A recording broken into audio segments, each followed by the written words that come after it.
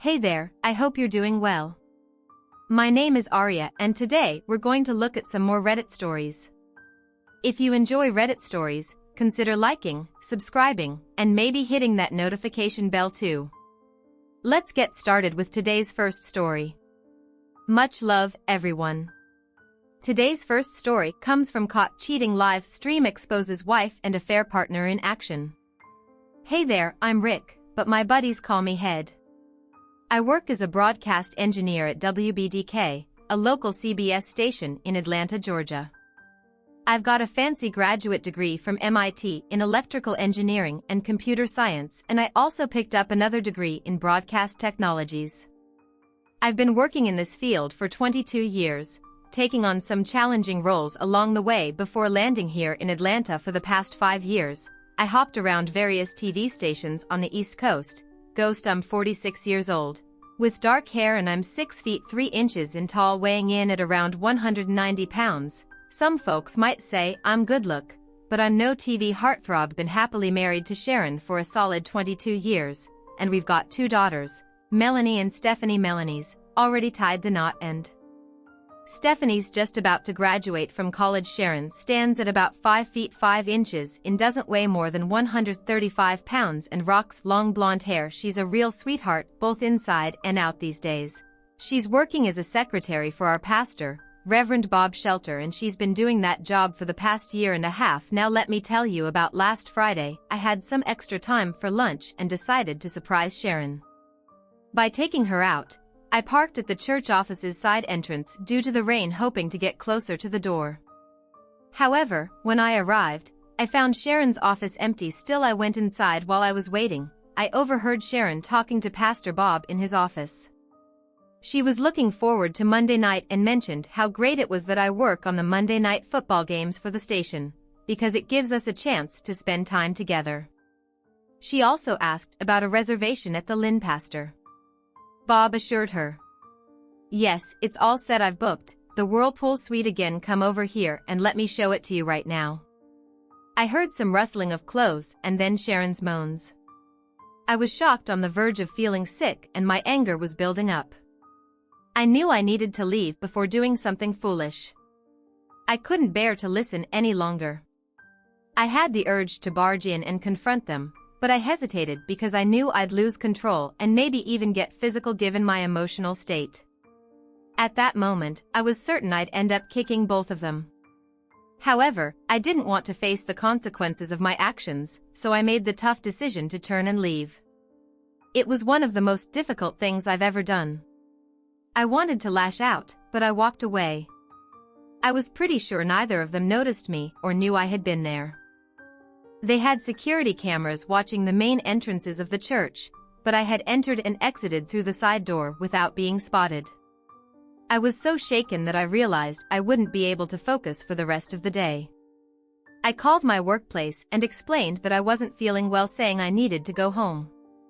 I needed time to think about what had just happened, and being at home seemed like the best place to do that. Sharon wouldn't be home until after 4:00 p.m., giving me ample time to process everything.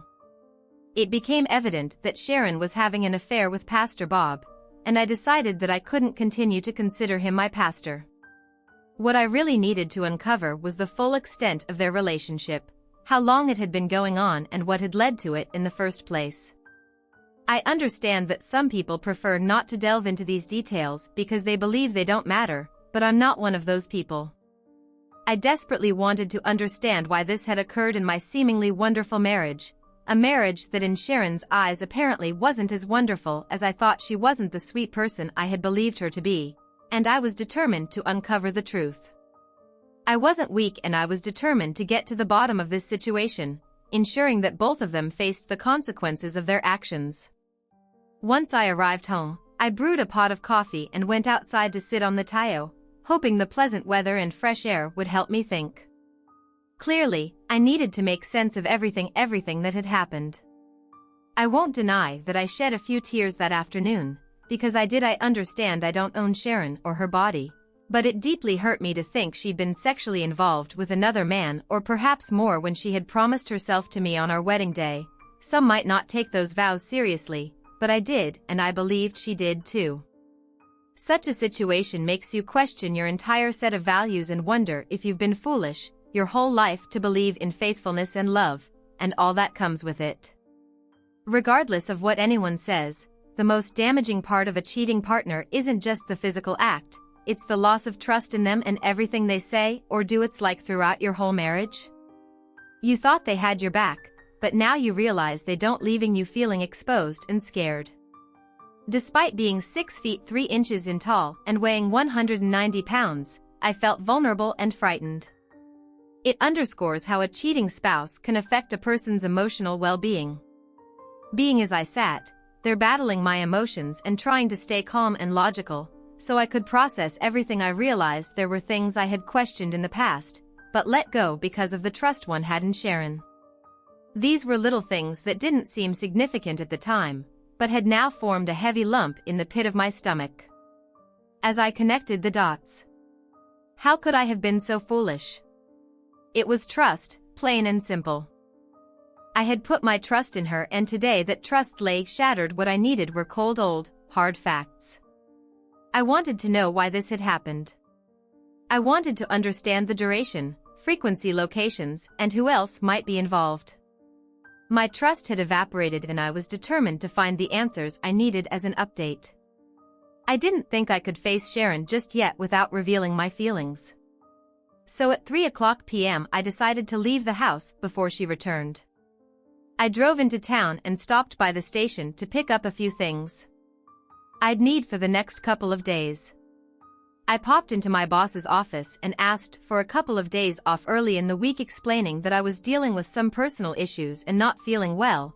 He agreed, so I left and went to Frankie to hang out until I had to go home around 5:00 p.m. I called Sharon to let her know I'd be stopping for a while and wouldn't be home for dinner. Please share your enthusiasm for this story with us. Press A if you found the video entertaining. In that case, hit B. I am truly motivated to collect more inspiring and significant stories by your feedback. She seemed annoyed with me and mentioned how she was feeling amorous tonight and I would have been in for a treat. However, my plans were already made, so I told her to keep the mood hot for me, assuring her I'd take care of her when I got home. She replied sternly, "Don't count on it. Mister, if you think you can treat me like that, you won't be getting anything for a while." Deep down, I thought to myself that this was precisely what I wanted to happen. I arrived home around 10:30 p.m., feeling quite intoxicated, but not too drunk to notice the bedroom door was shut and locked. I smirked at that and knocked on the door to see if she was awake, though I doubted it. I yelled, "Fine. If this is the game you want to play, then don't expect any intimacy from me, just deal with it." With that I headed for the spare bedroom. The following morning, when I got up, she was sitting at the kitchen table sipping her coffee. I could tell her coffee got a bit colder when I walked in. If I hadn't known she was an unfaithful wife, I certainly would have sensed something was amiss. I gave her a friendly smile and said, "No need to get up and make breakfast, honey. I'll grab something on my way to the golf course."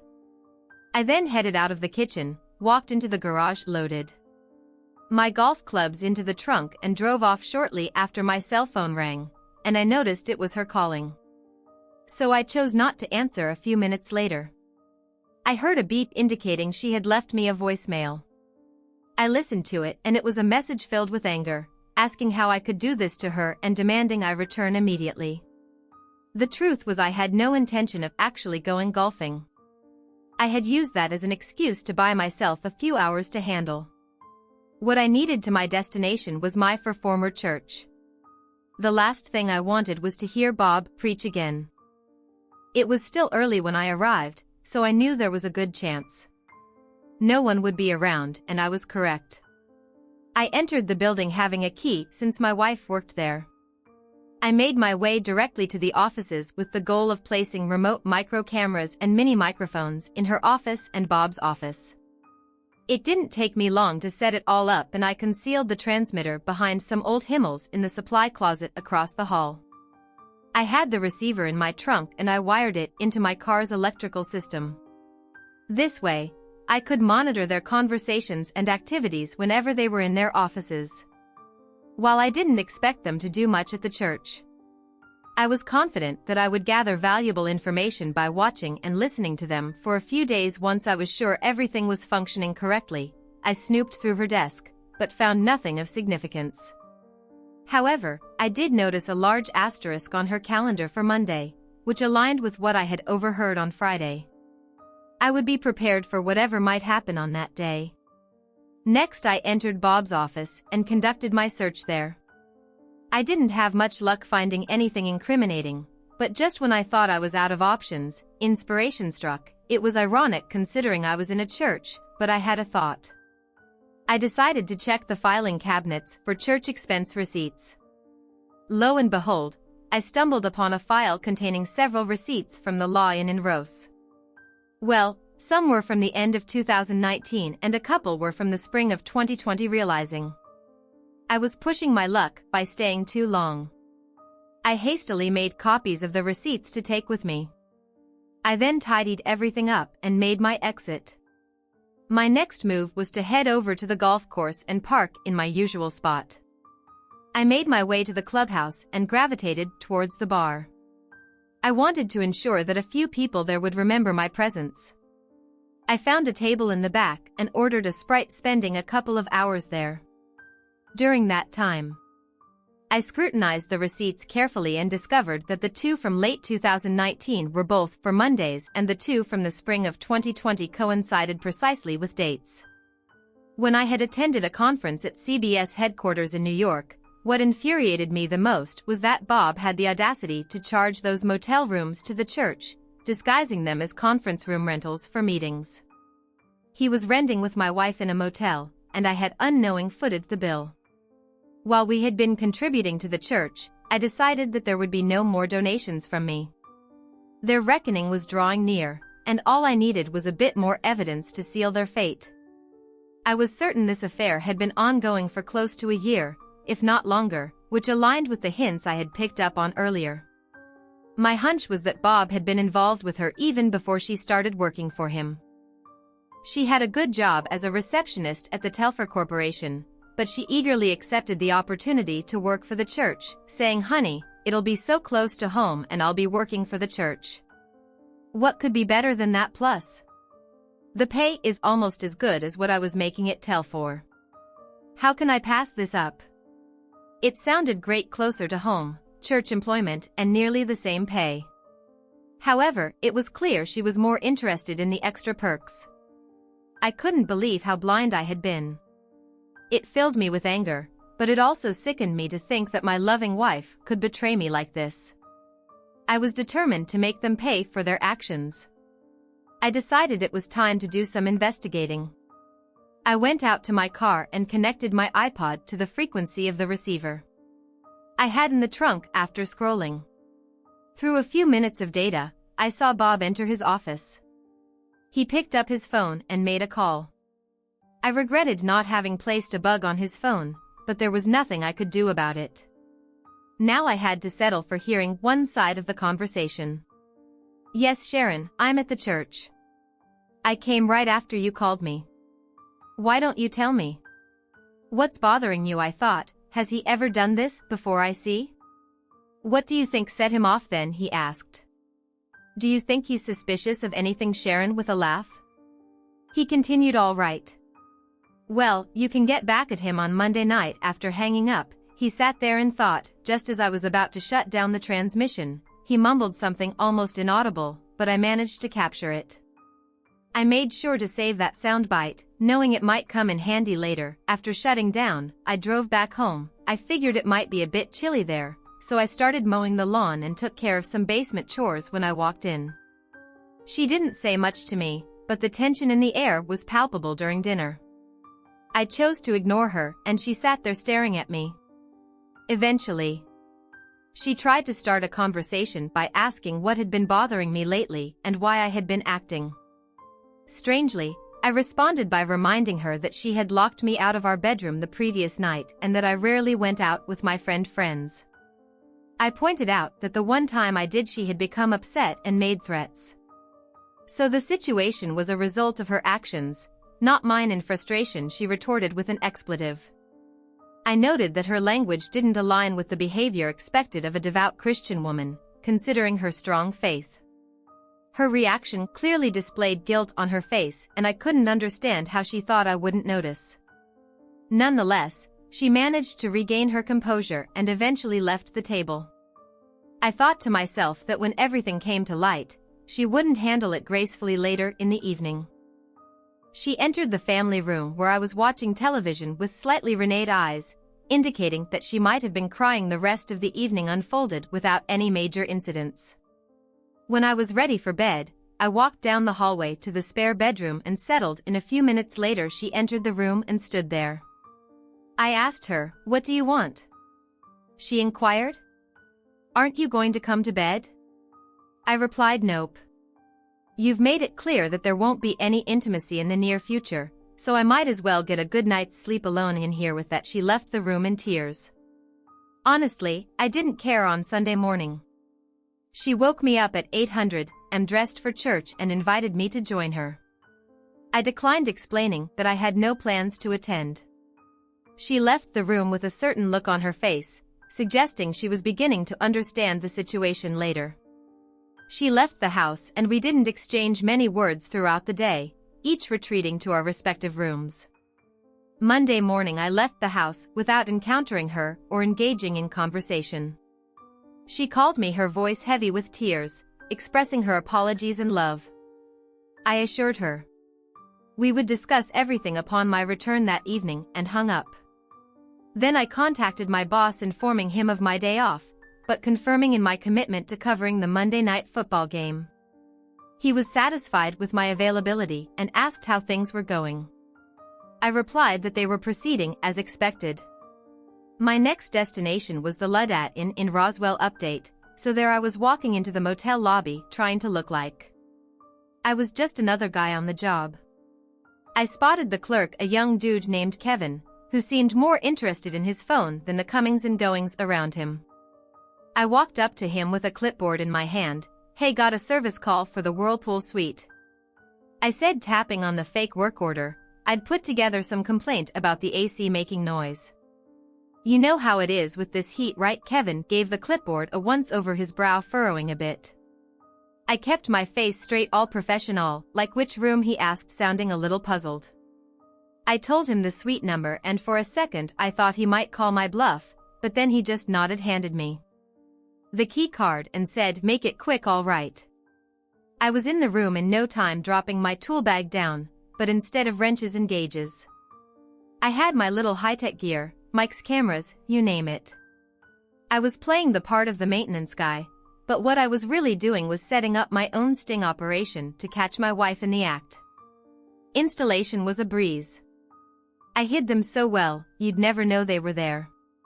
I was out of the room as quickly as I'd entered, giving Kevin a nod on my way out. "All set, no more noise from that AC," I told him, and he barely glanced up from his screen. I left feeling a bit like James Bond. If I'm honest, Kevin had no idea, and I was one step closer to knowing the real deal with my wife. With plenty of time on my hands, I decided to attend to a few other tasks I needed to prepare. I visited our bank and obtained cashier's checks for half of the funds from both our checking and savings accounts. Afterward, I canceled our joint credit cards. Following that, I contacted my broker and arranged a meeting shortly after lunch to make adjustments to our investment accounts. I also reached out to my attorney to discuss the divorce and other legal matters. We scheduled an appointment for later in the afternoon when he would be available. Next, I drove to Planters National Bank in Marietta, Georgia, where I opened new accounts in my name only and deposited the cashier checks. I had lunch in Marietta, although I didn't have much of an appetite. After finishing lunch, I headed to my broker's office to discuss the investment portfolio changes he had prepared. These changes divided our investments equally without selling any assets to avoid unwanted tax implications. I took the paperwork with me. Following that, I met with my attorney to review the divorce papers he had drafted. I proposed a no-fault divorce with an equal split of assets if my wife agreed to sign them immediately. If she refused, I had him include a provision for filing for divorce based on adultery. I was fairly confident she would sign them right away with everything taken care of. All I had left to do was grab dinner and then head to the station to oversee the Monday Night Football broadcast. After leaving my attorney's office, I turned on my cell phone and discovered a couple of messages from Sharon. In her messages she expressed concern and asked me to come home before the game, stating that my recent behavior was worrying her deeply. She professed her love for me and how torn apart she felt seeing me like this. Despite being aware of her plans for the evening and my own knowledge of them, she could still send me these messages. It made me question my judgment, thinking I must be the biggest fool ever to have loved and trusted this woman. I had reached a decision. The only possibility of salvaging my marriage rested on whether she would show up at the motel tonight. Her decision would be a clear indicator of whether she cared enough to try to rescue our relationship, acknowledging its precarious state at 8:00 p.m. I activated the system in fully automated broadcast mode and Monday Night Football commenced. I configured the system to monitor the feed from the motel room. Precisely at 8:15, Bob entered the room and initiated a call telling her, "Hey baby, I'm in the room, get over here as quickly as you can." Sharon replied, "Okay, honey, I'll be there in a few minutes." After ending the call, he muttered a few more words that I overheard, though I would need to listen again later to confirm the exact content. My marriage appeared to be unraveling and, while I didn't anticipate her ending it, the pain still cut deep. This experience only reinforced my determination to make them face the consequences. I took out my list of people to contact and began dialing a task that consumed nearly half an hour. Sharon had already arrived at the motel, so I returned to monitoring the video and audio feed. She expressed, "Oh God, Bobby, the thought of you being intimate with me excites me so much. I really value these nights together." She confided in response. Bobby invited her closer, saying, "Tonight, darling, I'm going to fulfill your desires." She responded, "I adore it when you talk passionately to me, Bobby." My heart sank and a nauseating feeling washed over me. Here were a pastor and a church secretary, along with my once sweet and loving wife, descending into a dark abyss of depravity that I couldn't comprehend. In the moments that followed, I would witness just how twisted could become. They both deserved the consequences that awaited them. There was no doubt about it. She positioned herself on the bed and I couldn't bring myself to describe it any further. The person who had once been the love of my life, he finished his act, and I understood that our future together was irreparably shattered, though consumed by agony. My seething anger kept me focused. If they had seen me in that moment, they might have cowered in fear and dread. At that point, I had lost much of my humanity. My sole purpose was to bring them to justice after enduring their actions for 45 minutes. I had seen enough. It was halftime during the football game and it was time for the halftime show. I switched the system to live assist mode and began playing back the recording of Bob and Sharon from the beginning. Within minutes, the phone began ringing relentlessly. I chose to ignore all the calls and took out my cell phone. I dialed Sharon's number and the ringing echoed through the monitors. She glanced at her phone and remarked, "It's head this time. I won't answer his call. Let's see how he likes it." I hung up and dialed again. "I suppose I should answer it." She finally conceded, retrieving her phone from her purse. Sharon responded with a venomous tone when I greeted her, saying hello, curious about her whereabouts and intentions. I asked about her location and what was happening. She explained that she had gone shopping since I hadn't called her earlier and planned to grab some food before heading home in a somewhat sarcastic tone. I inquired if she was shopping at the moment, to which she confirmed and mentioned her intention to spend a significant amount of money, unable to hold back. I retorted by thanking her for being such a wonderful wife with a touch of sarcasm. In response, she shot back, telling me not to speak to her that way and expressing her confusion about my recent behavior before saying goodbye there. She was using that term again, no Sharon. The real issue was Bob in her motel room, as their activities appeared to be winding down and she was taking one last shot. I contemplated interrupting it, knowing she wouldn't answer her cell phone again. I dialed the motel number. "Kevin. It's Head. Aren't you watching Monday Night Football?" No, you should be.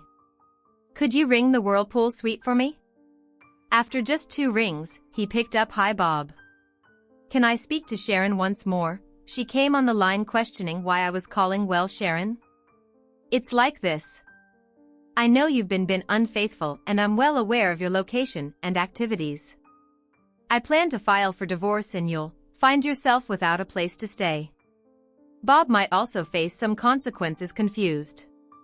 She asked, what are you talking about? Headed. I can't make sense of your recent behavior. What's going on with you? I simply replied. Sharon.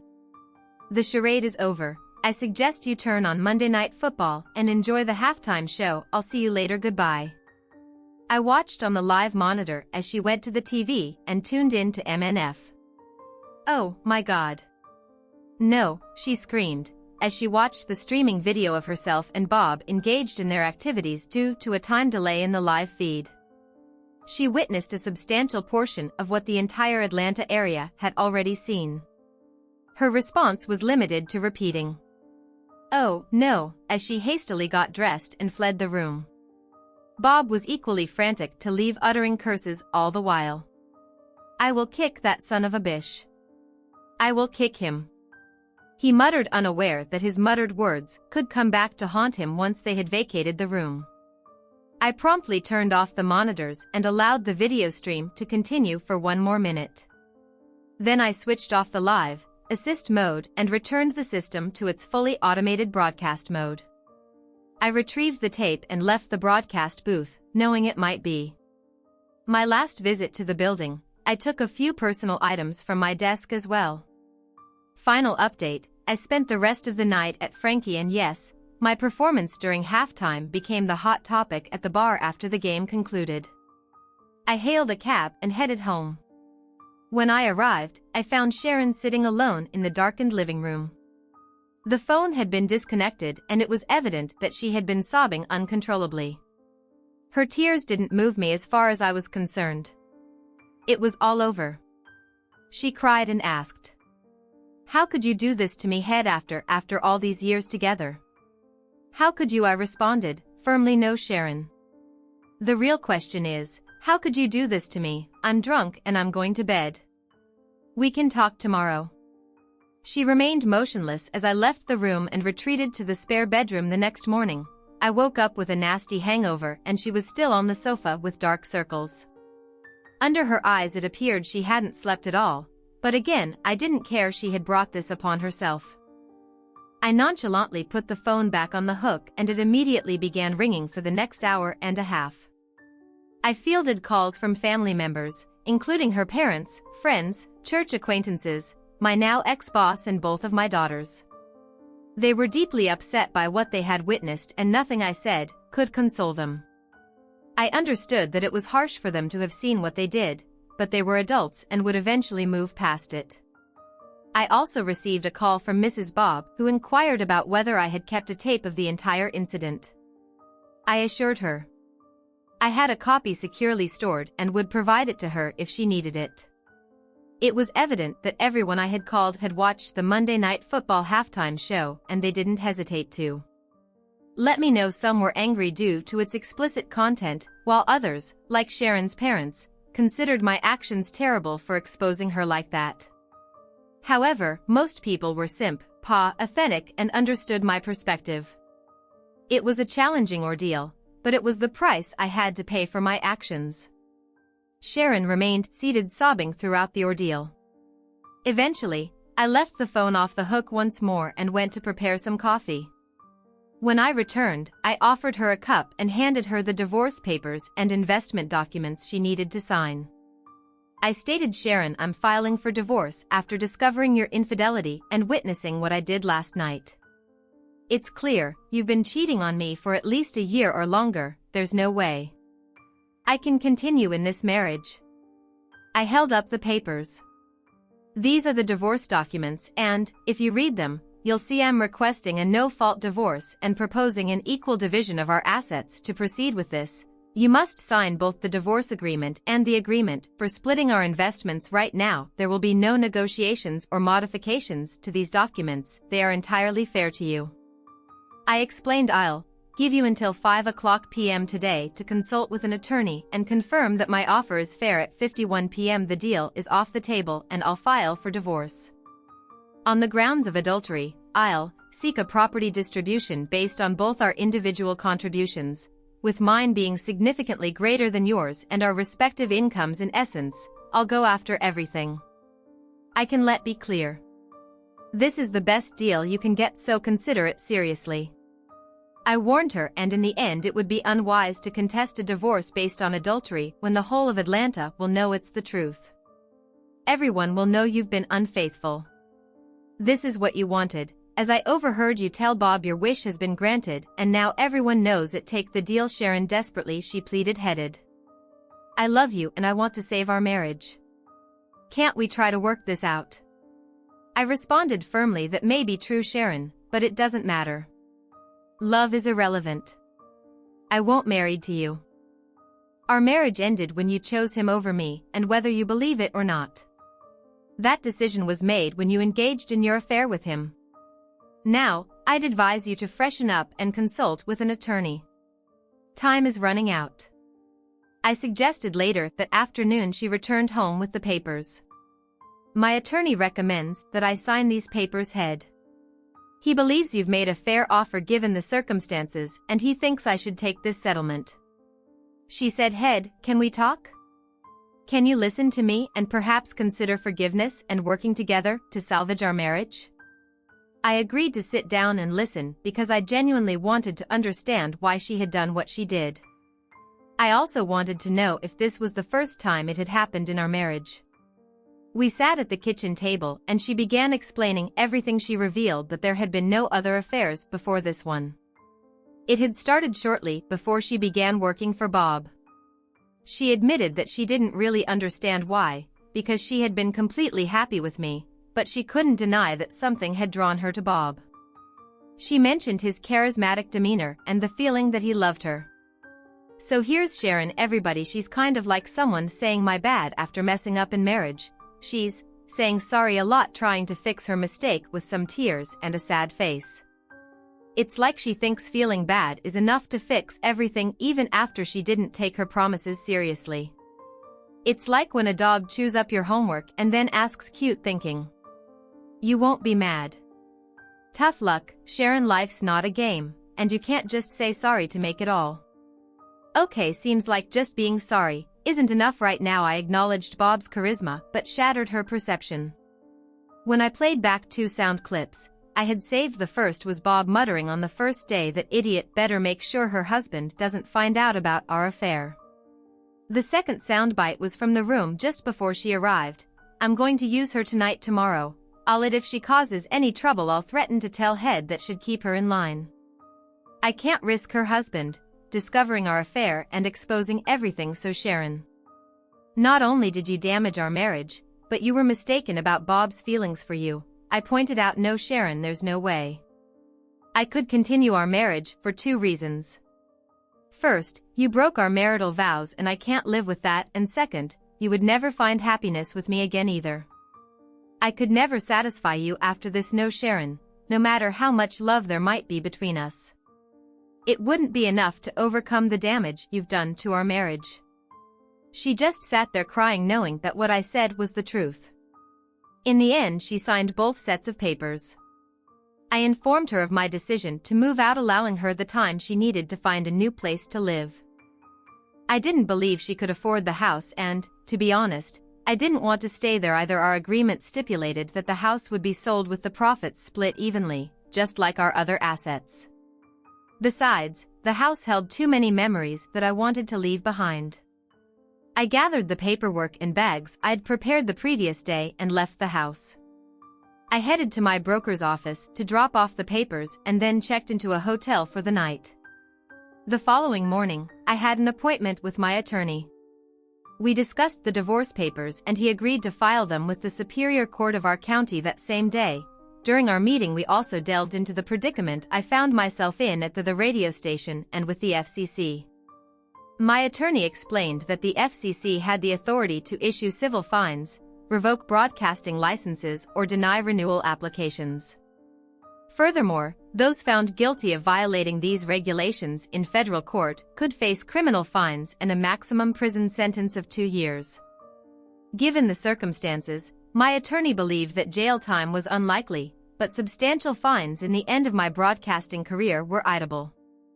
I would have to seek a new line of work in just a matter of days. The consequences of my actions became painfully apparent. I was served with legal notices from the FCC and had to prepare for several days in court to defend myself. I won't bore you with the intricate details of the case, but suffice it to say that the fine imposed on me amounted to nearly a year's worth of my salary, depleting my savings account even worse.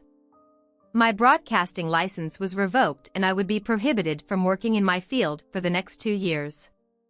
However, there was a silver lining to this dark cloud. TT had watched Monday Night Football as well, and despite the illegality and vindictiveness of my actions, he showed me compassion. He offered me a job with responsibilities that complied with the FCC's restrictions. It seemed that he had experienced his own share of troubles in his recent divorce, particularly at the hands of Henry's daughter and Peter's sister, which may have softened his stance towards me. I suppose I did have one thing to thank HJ for in the end. Bob confronted me once at Frankie. He seemed ready to throw a punch, but somehow I managed to hold one of his arms tightly. "Listen, Bob. I don't ever want to hear from you again. Is that clear?" I stated firmly. He grumbled, "Fine with me." I felt like giving him a final kick. "Bob, I possess an audio recording of you making threats against me. If I take that to the police, I believe I have every right to obtain a restraining order against you and possibly press assault charges. With the evidence on hand, you could end up serving time in prison. Is that what you want?" He shook his head in disagreement. As I delivered one more kick for emphasis, I added, "Well, then I suppose this will be our last interaction." He is no longer a pastor. He lost his job with the church and the denomination revoked his license and nullified his ordination. The last I heard, he was working at a city travel agency. His wife divorced him on grounds of adultery and she received a substantial settlement. I'm moving forward with my life. It's not perfect, but I'm finding ways to be happy. I've dated a few women over the past several months, but haven't gotten into a serious relationship. When the right woman comes along, I'll marry her. I know it's just a matter of time and I'm willing to invest the time to find the right person. For me, I occasionally run into Sharon. We both attended Stephanie's college graduation and the baptism of Melanie's first baby. I was polite, but I made it crystal clear that I had no interest in friendship or any kind of relationship with her. It was evident to me that she wasn't happy. I could see she was emotionally suffering from our breakup and regretted her actions. However, the issue was not her regret, but her betrayal of me and our marriage. If I were a different person, maybe I could have forgiven her, but my values are quite inflexible and there wasn't much room for compromise. She will have to live the rest of her life with the knowledge that what she sacrificed for her affair with Bob was me and our life together. I was just an ordinary man who loved her deeply, but she chose to discard it all. Yes, she let go of me regrettably for her. She also forfeited any semblance of respectability, as anyone who witnessed her infamous performance during the Monday Night Football halftime show knows that she is an unfaithful wife. Rumors suggest that she receives numerous date offers to her credit. She has declined them all. It's not a very fulfilling way to live life, but I didn't do this to her. She brought it upon herself.